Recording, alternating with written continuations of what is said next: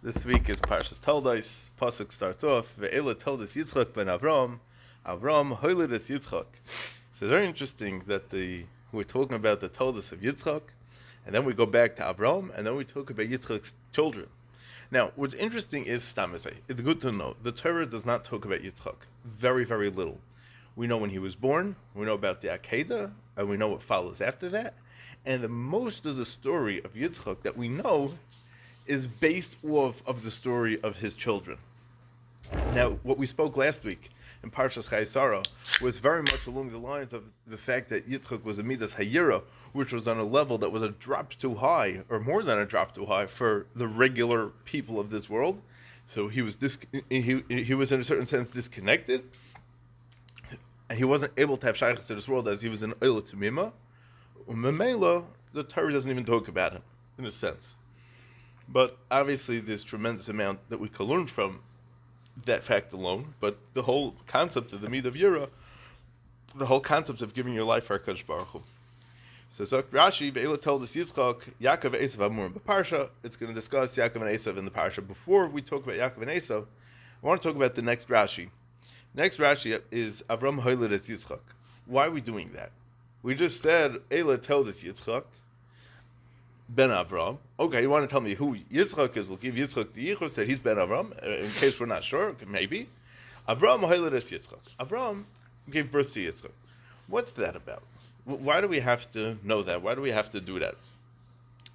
Zok Rashi, La'achar shakara HaKadosh Baruch Hu shmei Avraham, achar kach hoilidus Yitzchak. So Rashi brings a very important yesod, that after HaKadosh Baruch Hu changed his name to Avraham, added the extra hay in there, not extra, but added the hay in there, that's when he's able to have children. Avraham einay moiled, Avraham moiled. So now Avraham has children. So this is the koyach of having children. And it's interesting, because we know the Gemara says that HaKadosh Baruch Hu is mis'avel l'tfilosan shel tzadikim.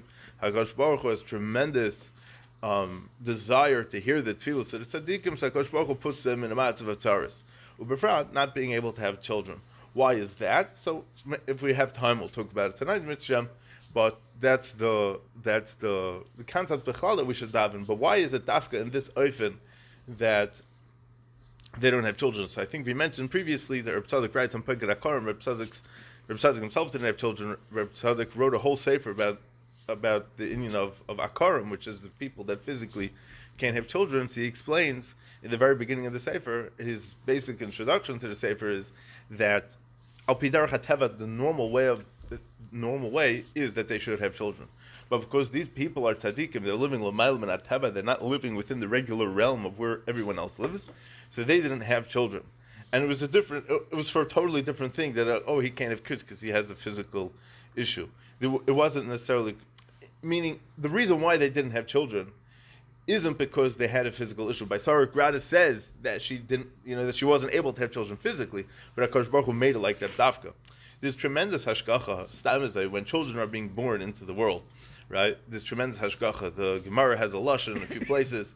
Ein ben David ba'ad sheyichlu kol neshama shebaguf. That Mashiach can't come until all the neshamas are depleted from guf. What's the guf? So Rashi explains that there's a makom of all the neshamas by the Kisei HaKavod, and after every single one of those neshamas comes down to this world, Mashiach could come. So there's a lot of, I want to get back into that later, but there's a lot of talk about that, but there's a very, very specific time when the neshama has to be brought down into this world. It's a very, very specific. There's tremendous hashgacha revolving around every little step of the way. And it's fascinating because in last week's parsha, Shidduchim also work like that, right? They say this by Chassan a lot. Like sometimes, there's a mistake in the ksuba. And then they have to, the Rosh Hashiva and the Rav, they're fighting about, figuring out how to fix the problem in the ksuba. Why? I mean, he's a Talmid Chacham. He's not spaced out. Why did he make a mistake in the ksuba? It's not because the ksuba needed to have a mistake. I mean, obviously that's also hashgacha, but this marriage has to happen at whatever time HaKadosh Baruch Hu wants it to happen. So it's not going to happen a second before. It's not going to happen a second after. You think it's going to happen because you called us chuppah for 7:30, so the chuppah kedushin is going to happen. Hashem's invitation, it says 7:40. So it's going to be 10 minutes later. And I heard from one of my rebbeim that the pasuk says, Lavan says, "Me Hashem yotza hadavar," that it came from Hashem. So if you would ask anybody, you'd say, "Shkayla, everything's from Hashem." So what's Me Hashem yotza hadavar? So why is it that when we celebrate an engagement, we call it a vart? because me Hashem yatsa hadavar. This is the vart. When you talk to the briskers, right? They don't like all kinds of fluffy things. They want to know the nakuda. What exactly are you saying? What's the nakuda here? What's the point here? What's the vart here exactly? Right? Me Hashem yatsa hadavar. This is the vart. This is exactly from HaKadosh Baruch Hu. So the shidduch happens at the exact time, and the leda, the birth, also happens at the exact time. So that's la'achar shakar HaKadosh Baruch Hu shmoi Avraham.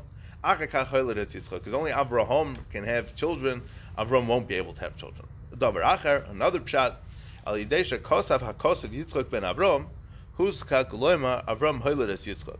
Because the pasuk said Yitzchak ben Avram, the pasuk therefore had to continue by saying Avram hoiledes Yitzchak. Now, why is that? So Rashi explains. It's based on a medrash. Lefisha hoyu leitzane hadar oimrim me'avi melech nes abra Sarah.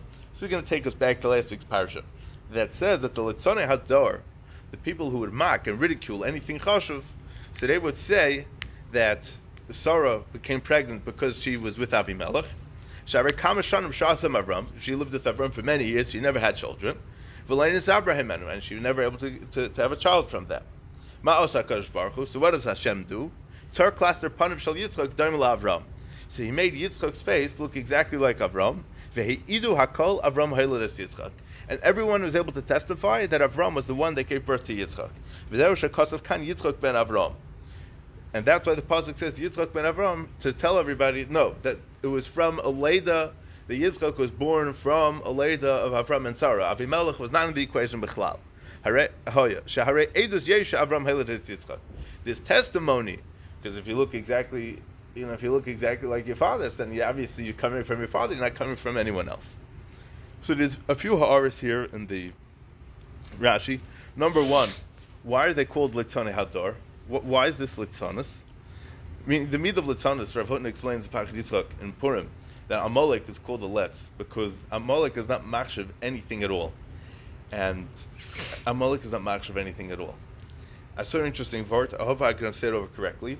The Maral's brother wrote a sefer called Igeres Hatiyul. It's an unbelievable sefer. I would say it's almost like Vertlach al pi Seder Aleph Beis, and he has a Chelak HaPshat, Chelak HaRemez, Chelak HaDrosh, and Chelak HaSeder. It's a smallish kind of sefer. It's not Marich. It's a bunch of short Vertlach al pi Seder Aleph Beis. He talks about Eliphaz that we're going to learn in the coming parashas, that Esav told his Eliphaz to go kill Yaakov. But when he met him, he told him like this. When he met Yaakov, he didn't kill Yaakov. So Medrash says, Chazal say that Yaakov gave him all his money, because the only is chashuv kameis, then you could report back to your father that you killed him. But he says a very interesting thing. He said that if you're going to kill me, Yaakov told Eliphaz alumnus like this. He says, if you're going to kill me, then you are going to have to be mishabed yourself to the shvuah of the bris ben absar. That means that you're going to have to go down to Mitzrayim for 400 years. So he says, oh, okay, I'm not going to kill you. I'm going to leave you alone. I don't want to have to be mishabed myself to Mitzrayim for 400 years. So, as I talked there, I was thinking to myself, I said, why was it that Amalek was able to come and start up with the Yidden right after Yitzias Mitzrayim? The whole world saw all the great Nisim. The whole Az Yashir was saying, Yechazem Meirad, Amalek, no, they're not in the spell from the Nisim. Why they're not in the spell from the Nisim? They don't care. Why don't they care? Because in certain Eifen, they were ready. The secret was leaked to them, so they don't have that hispilus that they should have. But let's say you hear great stuff about the Grand Canyon, how amazing it is, right? And then you go there. It's always going to be bigger. Hopefully, as long as you're not going to be disappointed, it's going to be bigger and better than you thought it was, right? It's going to be better than your expectation, right? But that, I think, is along the lines of what's pshat that they were able to just. It was al derech, this whole derech of Litzanis, that, so what, he knew about it. He knew that he was going to be Meshubah in Mitzrayim for 400 years, correct. But he didn't know how exactly HaKadosh Baruch Hu was going to take him out of Mitzrayim with all those great nisim. That he didn't know, right? But Aval Pikein, it sounded like he had some, because he knew about it, and he's like, I'm not being gurus, all the nisim that happened afterwards. That's how he's able. But the fact of not being gurus, though, the nisim that happens afterwards, that is good for the mitzvah of Litzanis. There is nothing, it's not possible to be machshav anything. So Dr. Rav Hutner, that's why by Amalek it says, Reishis goyim Amalek v'achrisai adei oived. Why is it that they're doomed for forever, for all eternity? They're doomed, and they're never going to have a tikkun, and they're never going to come back. Why is that? Because they weren't match of anything. They wanted to totally undermine and to destroy everything chashuv. So the Mida Keneged Mida is that HaKadosh Baruch Hu is going to completely undermine them and wipe them off the face of the earth l'netzach netzachim without any hope of ever returning. Because if Litzanos means that you're not match of anything, then there's no hope. If there's no hope, then hope means there's still a little spark left alive. When you put out that spark, that's a Kayach Litzanos. You're gone. It's over. It's never coming back. So that's the Midah of Litzanos. But why are we referring to this story as Litzani Hadar? And question number 2 in the Rashi is Ma'asa HaKadosh Baruch Hu tzar Kלסתר פניו של Yitzchak daimel Avraham. He made Yitzchak's face look like Avraham, right? Rashi said by Eliezer also that Eliezer looked like Avraham, and I think Rashi said by Lot also that Lot also looked like Avraham. So you have all these kinds of people that look like Avraham running around when they're definitely not Avram's children, right? Lot was his nephew, Eliezer was his Eved, right? It's like, where does it help? He's a third person to look like Avraham. So you could maybe say al derech hapshat that Avraham was so old when he was born that Yitzchak was a young face, but he still looked like, obviously, and I saw a say for someone else, when he was born, he looked like he was 100 years old. It's a foolish question. It's not even a question. It's foolish, right? Obviously, he didn't look like he was 100 years old. You could look like somebody even if you're not the same age, right? But the al pi pshat l'chayra means that the face was the same, even when the age gap was so great. But still, I don't know. This was the question that was really bothering me. And what's the pshat that the third question is v'heidu hakol Avraham Halev Yitzchak? Why is it that the Rashi is using twice? Rashi uses a lashon of edus. V'heidu hakol Avraham Halev Yitzchak. Shari edus yesh Avraham Halev Yitzchak. Twice Rashi uses the lashon. So the famous verse in the Beis Halevi, which we'll go through, that first of all, stamazeh ha'ara. It said in last week's parsha that Abimelech didn't touch Sarah. It wasn't shaykh for Sarah to become this aber from Abimelech because he didn't do anything to her, right? He may have touched her. No more than that. There wasn't any chance for her to have children, right? So, and it says that he was an avi, and he knew b'nevuah that nothing happened, right? So it wasn't shaykh. So what's the pshat? So why are we calling them Litzani Hadar? They're Rishay Hadar, right? Aval Hare Adar Abba. Avram. So he says like this. He makes a cheshbon. He says Avram was definitely able to have children because he had Yishmael, right? So we have to put the blame on Sarah because she was 90 years old, right? And it's still going to be a nace. It's still going to be a nace even if we say that she had a child from Avimelech at 90, right? But why would Hashem make such a nace from Avimelech, which was through the terrible aver of Eishes, right? So so the Beis Levi explains like this. Rak Amru came b'derech litzanos shero the adkan lahili the Sarah hagam shayis tzadek v'achshav nesavram. He says like this: if you have a guy, right, who makes a living selling butter, right, and he makes a lot of money, he's very very matzliach, and he because he had a lot of money, he was able to build this big massive house. So the sprach in the town becomes he built his house out of butter. Right. So the next generation, they're going to hear, oh, Moshe built his house out of butter. They're going to run to the corner and they're going to try to see if there's the house made out of butter. He said, of course not. A house from butter won't last. Right? But it's just an expression that people say. But what ends up happening over the course of time is that we take the jokes and the litzanas and the stamazeh, the things that people say, stamazeh in the Welterein, without any cheshbon, and we make it like it's something real. Right? Because your kids are going to say, oh, yeah, you want them said that Moshe built a house out of butter. Did he really build it out of butter? Of course not. Right? Everyone knew. Right? But why did they say, where did it come from to begin with that Moshe built his house out of butter? Because he had a butter factory and he had parnasa from that. So based off his parnasa of butter, that's why we call it that his house is out of butter. His house was made out of butter. It doesn't mean that Abimelech and his Abra Sarah. We just proved from the Psukim that it wasn't shaykh such a thing. So why would people say that?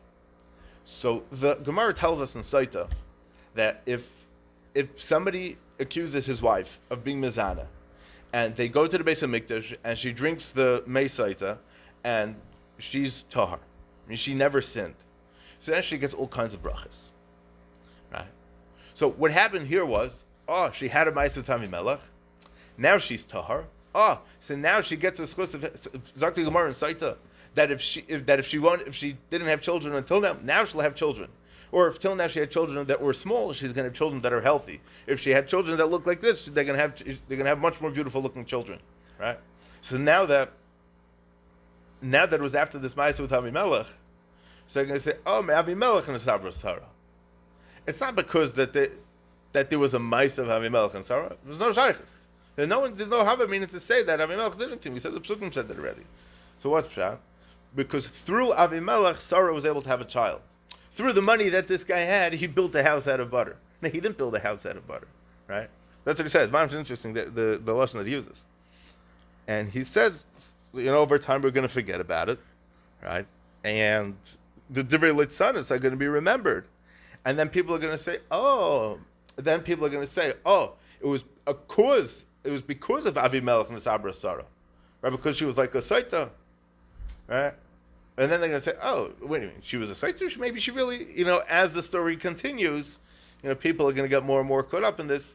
So eventually it can end up being a big zilzal and it'll end up being mighty laws on Sarah and on Yitzchak. So that's why we refer to them as Litzani Hadar. They're not Rishe Hadar, because they don't mean, no one's saying anything nasty about them. Just that's how it's Nisgalgal. That's how it's Nisgalgal throughout.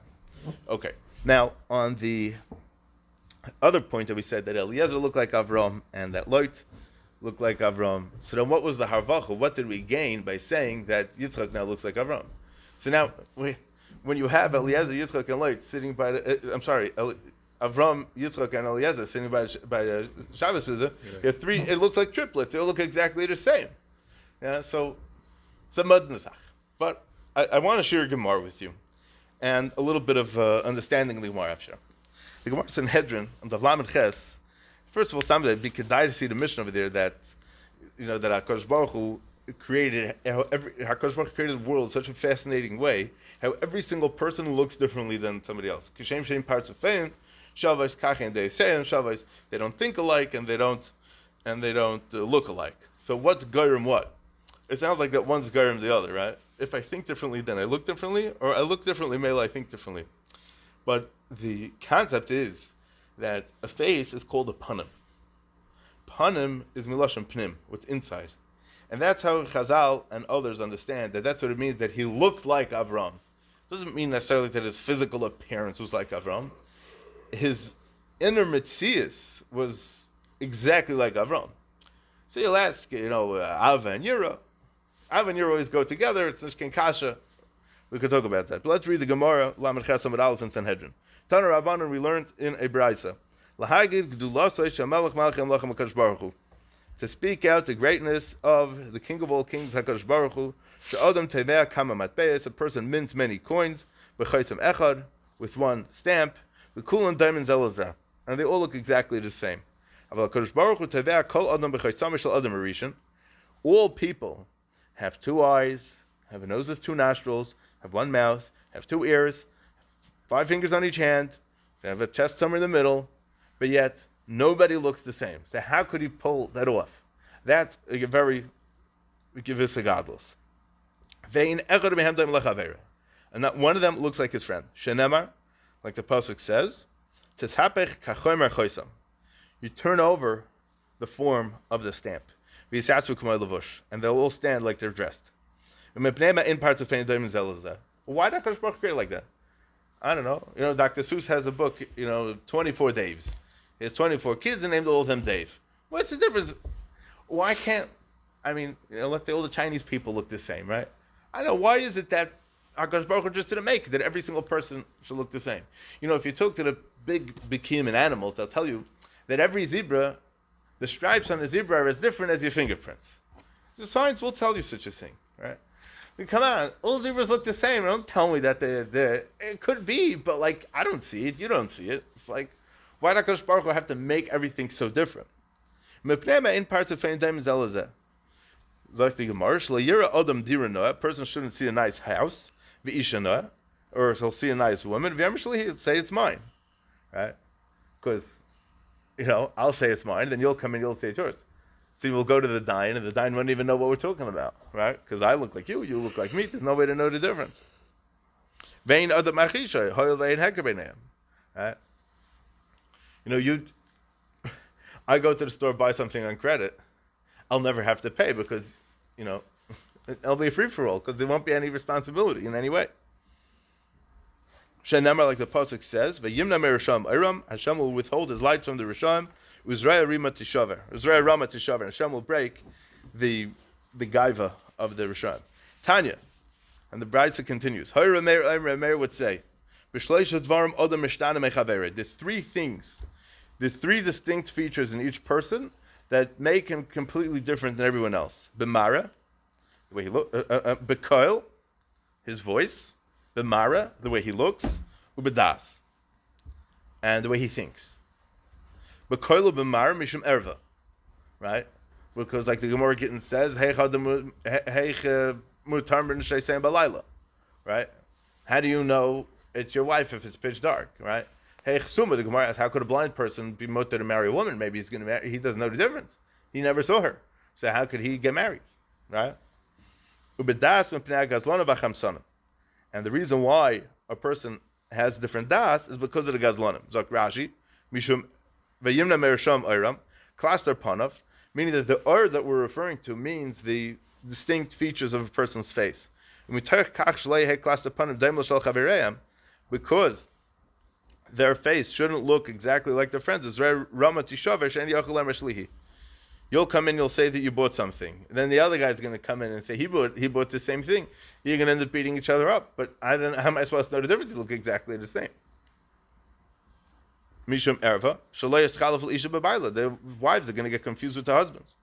So by day you'll be able to see them, and at night they'll sound different, right? So the Gemara over there in Gittin says that betvius ain't the color. They sound different, and we know that if a person is blind, his other five senses, his other four senses really work much stronger. So he'll have a much more of a tvius ayin on the sounds that he hears. He'll be able to pick it up better. If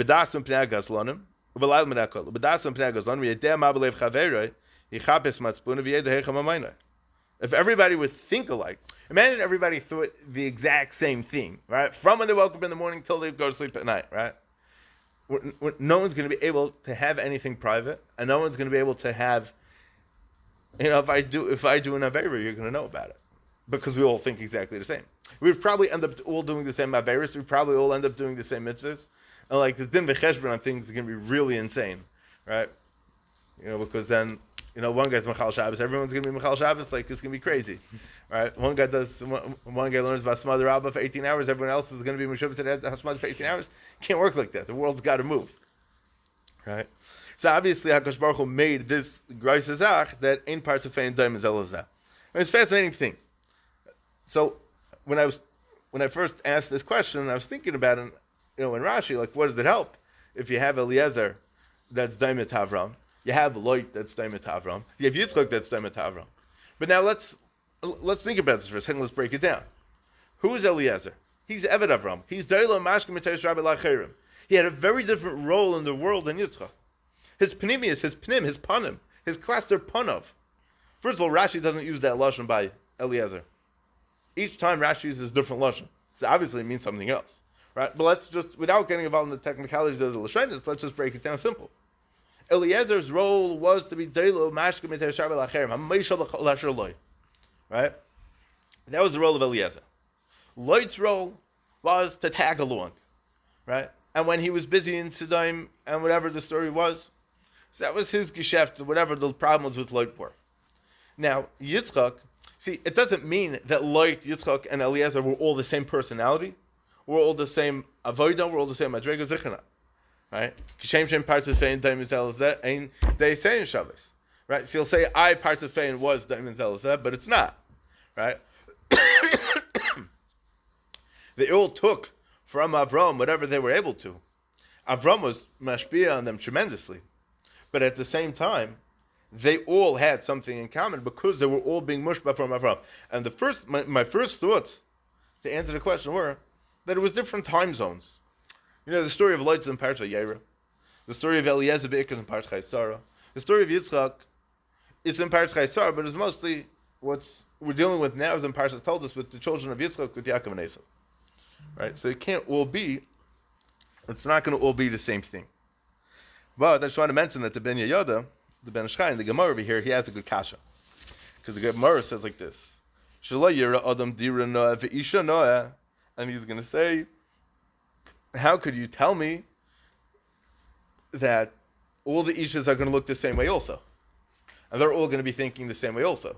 So why does it help that your isha looks different than my isha? That won't be, because all the ishas are going to look the same way. So it's going to make the problems even worse. You know, it's one thing if all the women look differently and all the men look the same, right? Or it's one thing if all the ishas look the same and all the men look different. At least one team is going to be able to pick out the differences from the other team. But if everyone's going to be looking exactly the same, no man is going to be able to differentiate between any woman, and no woman is going to be able to differentiate between any man, then it's going to be crazy, right? So I say, Ben Yehoyada, Makshim, Kevin the Hatsurais, Shavim, Ve'en Hefresh Ben Zelazeh, since they all look the same, there's no difference. Kain, Lo Yesh Isha Noah, Isha Einah. So how can you say that there's an Isha Noah? They all look the same. Noah B'maisim. I usually don't know that a woman has good midas until you spend some time with her, right? Or you can look at Eliezer, give her some tests. There'd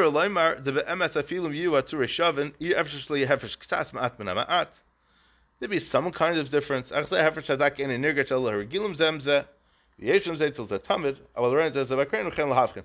only when you get to know a person quite well, then you'll know that there still will be a mashra of difference.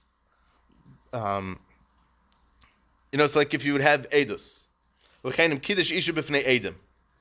I'm telling you, think about it, it's going to make you're going to go nuts about it, right?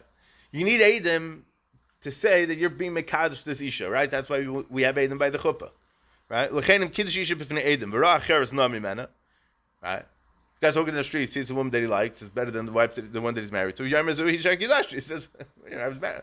That's my wife, right? She'ena Edom margishim b'hefer shadak, she'esh ben zu shekish ben acheres. Edom not going to know the difference. The rabbis won't know the difference. And the Edom will say, yeah, that's the one that we saw under the chuppah. It's going to be horrible. Maybe she's wiser.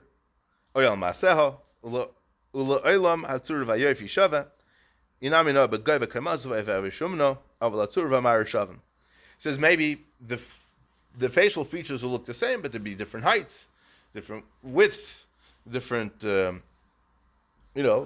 saying technically everybody has the same features, right? Some people have big bushy eyebrows, some people have small eyebrows, right? But there would still be, this.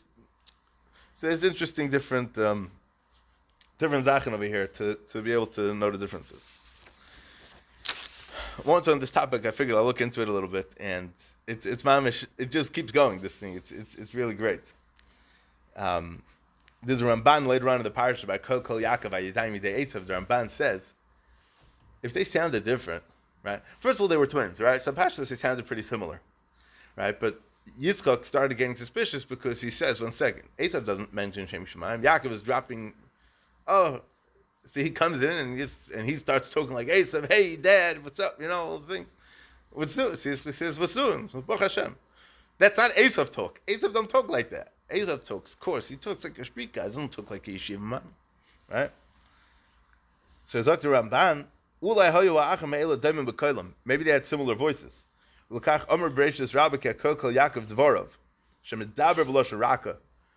always spoke softly. Where he changed his voice, he imitated Esav. So he should be able to pull it off to confuse Yitzchak to really think. And the Ramban continues, says, because there are people that know how to imitate others well to be able to fool others into thinking that's who it is. It's funny because when I was a kid, people called my house. I'd answer the phone. People think it was my father.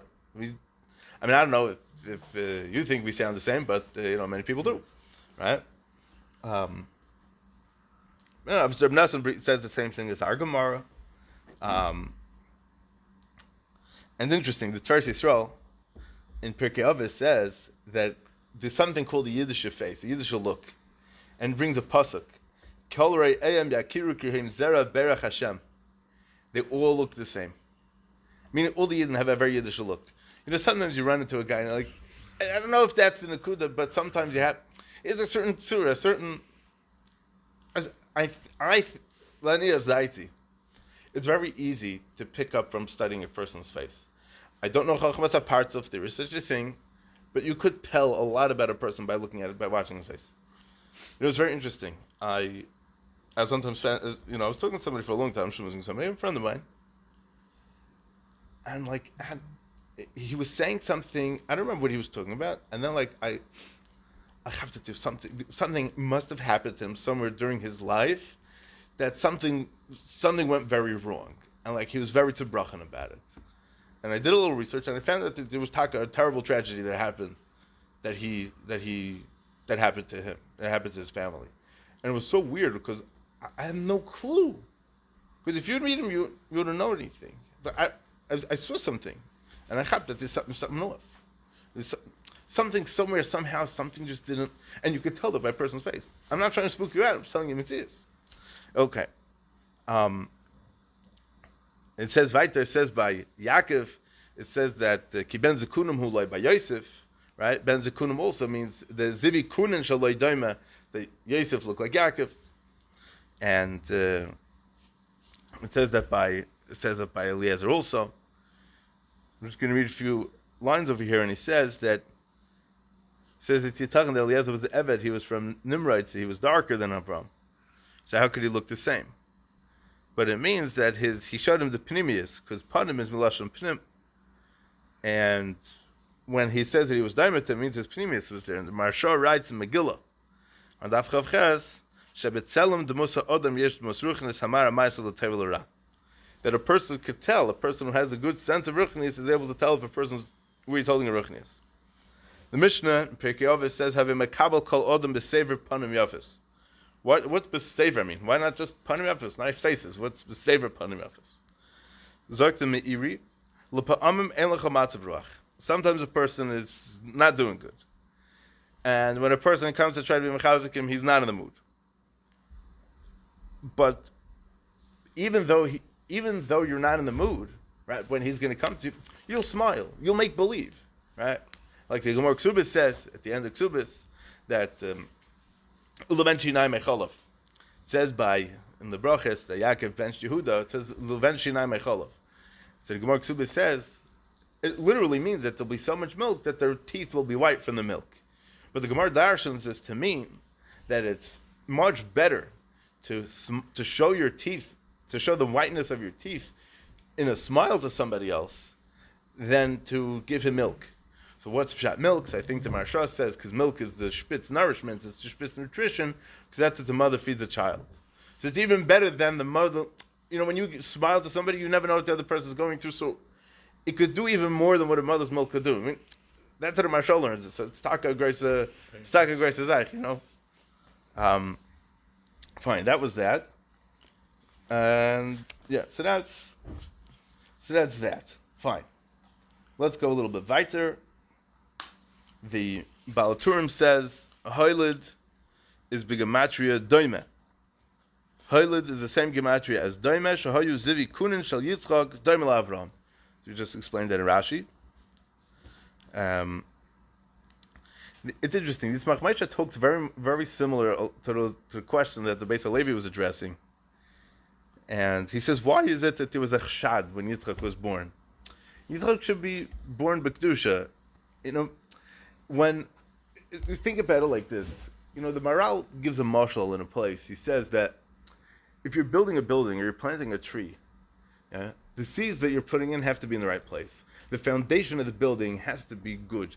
If not, the whole building is going to come down, or your tree is going to grow crooked. If you want your tree to grow straight, it has to be planted properly.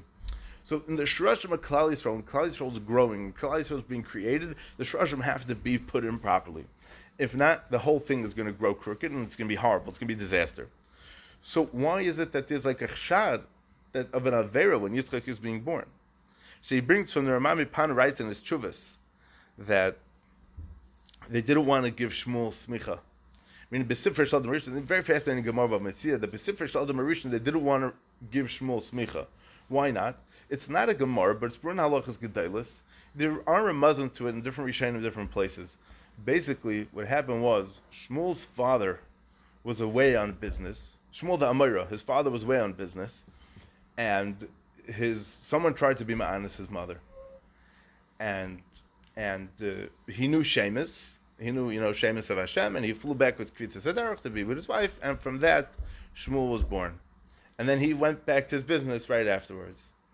So, he was born through Echshad. Meaning because they were saying that, how could it be that she was able to have a child if the husband was away for so long? It doesn't make sense, it doesn't add up. So the Gemara, the Gemara says that they didn't want to put him into the Sefer of Adam Rishon because into that Madrega, because he was born with Echshad. Even though he was kosher, he was born by kashrus. V'yadua, the betzadikim kemurim Hashem yisparach meslavish be'em manhigim es ha'olam midosav be'bezin shamayla. The function of bezin shamayla is based on the tzadikim that are in the world now, and the midah of Yitzchak is tremendous midah sayira, which means the midah sadin. So technically speaking, in Shemayim, the din would have to be with the tremendous midah sadin. But that's why it's Eila tells Yitzchak ben Avram that the hanhaga of the midas in Bezin Shamayla should be done al pi Avram, which is the bechina of Chesed, right? Which is much, softer, so to speak, than din. V'chai ad sheyakov nasa ben Yud Gimel Shana sheyotze mechlal kotam v'rei lidin uber b'yomeis Avram, and he lived until Yaakov was 13 years old, and then he died that day. Because then Yaakov was able to be nidin, al pidin, right? It's interesting. I'm the shtickle ha'or on this is because we know that Rashi mentioned already in a few places that they're not manish in Bezin Shamayla until 20, right? Okay, there's a lot more to talk over here, but Agapana we got through a little bit now, and that's the story with the first pasuk Agapana, the first Rashi of Avram Holid es Yitzchak.